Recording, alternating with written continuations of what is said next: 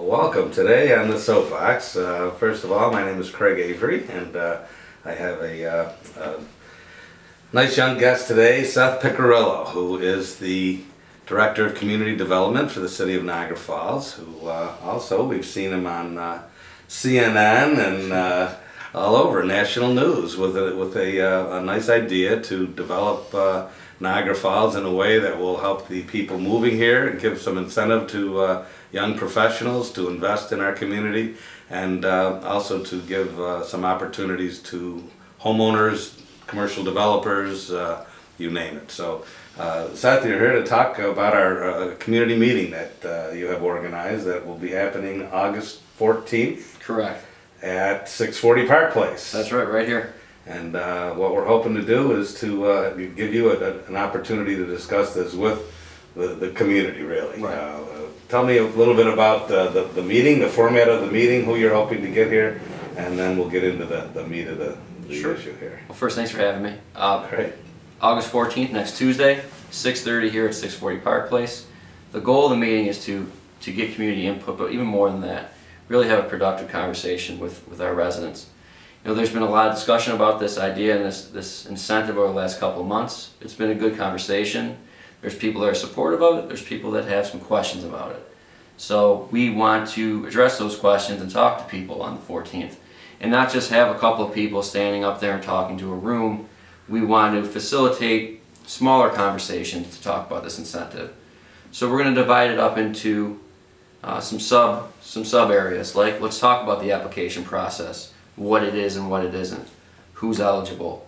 There's been some people that think that preference is being given to NU or N-Trip students. That's not true.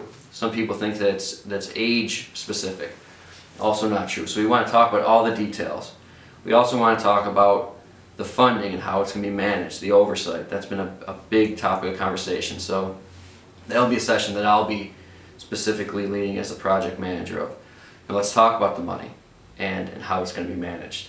The fact that salaries aren't going to increase because of this, that it's actually going to help offset budgets. Other things we'll be talking about is, you know, what does this mean to me? Meaning, how is this beneficial to all residents? Because if you have new homeowners and new people coming into the community, regardless if you live in this area or not, it's beneficial to you because it's taking some of that tax burden off of you. It's helped bringing new money in. We'll talk about this area and why it's a tipping point neighborhood, that it's, you know, with some investment and with some new residents, it could be somewhere special. And we'll also talk about the urban pioneer that we're looking for. We've been saying that term a lot of, you know, who exactly are we looking for? We want people that will be interested in this community, want to see it prosper, and hopefully be lifelong residents. So, like I said, the meeting will be less about one person talking to a group and more about the group talking to each other. We hope everybody comes down and is a part of that, but we're excited about it. Great. There's plenty of room in the building, so you're hoping for a good sized crowd. Yep. And then that crowd obviously can spread the word further. And you know, I just see the little bit of activity that we've spurred on 3rd Street. We created 8 apartments. There's 8 new families or couples living on 8th Street. They're going down into the 3rd Street variety store and they're buying. Of course, 3rd Street is now just selling ping pong balls. Apparently, there's a big thing for it's a big demand for beer pong apparently amongst the tourists and right. and college students. But hey, you got to buy a ping pong ball somewhere, and then there's 8 more families looking for them. But all kidding aside, I think it's a great time to concentrate not only on renters and tenants, but also encouraging the developers to improve their properties or invest further into this area to you know, make things happen. And yeah. you're looking at you're putting more stuff in the soup right now is what you're looking at. That's what it's about. The ultimate goal is also more downtown units. We need more, you know, we need more people buying homes here. We also need more market rate apartments to meet demand, because we talk a lot about the fact that, you know, look at the Culinary Institute, which is going to be a gem in this area.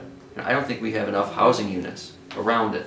Say we had a new major employer that came into the area. My fear would be is that we don't have enough housing units to support that type of inflow and that we'd end up losing them to Buffalo or Lewiston. We have to do everything we can to prevent that from happening and be ready with our housing stock, because Statistics show that when people move, the number one reason that they move is housing.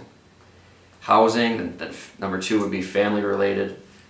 Jobs and employment are number three. So we have to make sure that we have the high quality housing that people are looking for. So that's a major goal of this too. Okay. People are concerned with funding, and of course all they hear around here is that the city's broke and the casino money hasn't been distributed. Mm-hmm. Where does money like this for a program like this come from? Well, this was specific to the Urban Renewal Agency. So the actual incentive is Urban Renewal Agency funding that we had approved on June 12th. But that's only one part of it. We're also, on July 16th, we applied for state funds for things like demolitions, helping mixed-use building rehabs, streetscape improvements, the other things that we need in the area. So you take $200,000 for this incentive and you leverage that to get more funding for the the bricks and mortar projects that we need. True, the casino money is very late and it's a huge concern. But that doesn't mean that we stop economic development. Mm-hmm. What we have to do is find other funding. You do that through competitive grants. You're always looking for funding.